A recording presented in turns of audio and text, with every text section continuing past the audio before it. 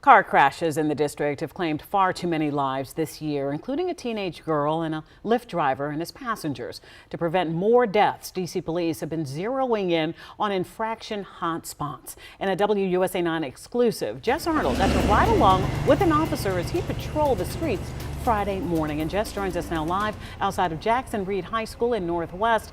Jess, you're there because schools are high on the radar.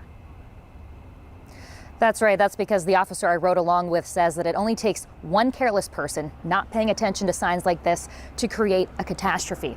Now, D.C. police haven't allowed ride-alongs in years, so this is a special behind-the-scenes look at how they're working to make streets safer, not only around schools, but throughout the entire city.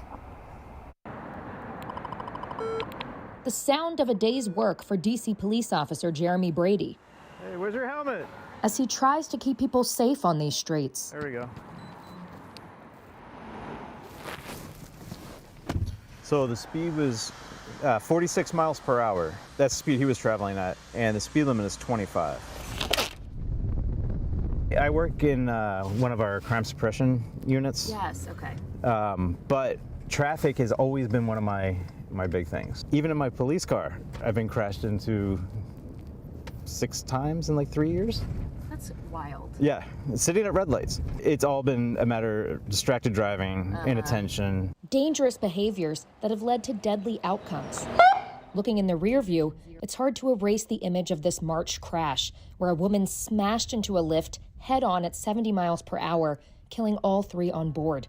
Later, we found out she had more than $12,000 in unpaid tickets and prior DUIs. What is the police's role in cracking down on these repeat offenders? Having more focused traffic enforcement is something that would definitely have a bigger impact. Officers actually doing more traffic stops. Traffic fatalities in D.C. have been mostly increasing over the last decade, according to police data. 40 people have died in crashes so far this year. That's more than 2022's total. We're seeing these increases, year over year of traffic fatalities. I mean, what do you think should be done differently to try to reduce that number? I think we need more of it.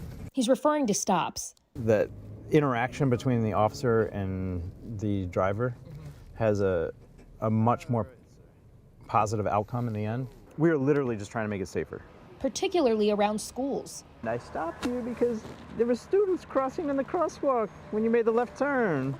I'm actually going to issue a warning on this one. I feel she genuinely didn't do it. It was more for awareness on this one. So while PFC Brady remains vigilant, this gentleman did not have a seatbelt on. He says it shouldn't just be on his radar. Every person has equal responsibility to make it safer. Everybody's got to be aware, and that's why we have the rules, to try to guide them to safer passage. Right.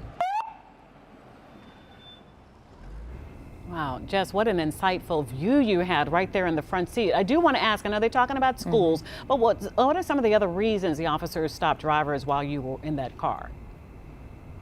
Yeah, everything you can think of. People not wearing seatbelts. Someone was weaving between cars as they were on their morning commute without signaling. Some people were blocking the crosswalk, which you saw in there as well. And one thing that was particularly interesting to me was for dark window tints. There were actually a couple of people that he pulled over for that. Now, different states have different regulations on what is allowed, but he said it makes it really difficult to see pedestrians at night. So again, he just told these drivers, just get it fixed. He'll help you waive the ticket. He's just trying to make everyone safer.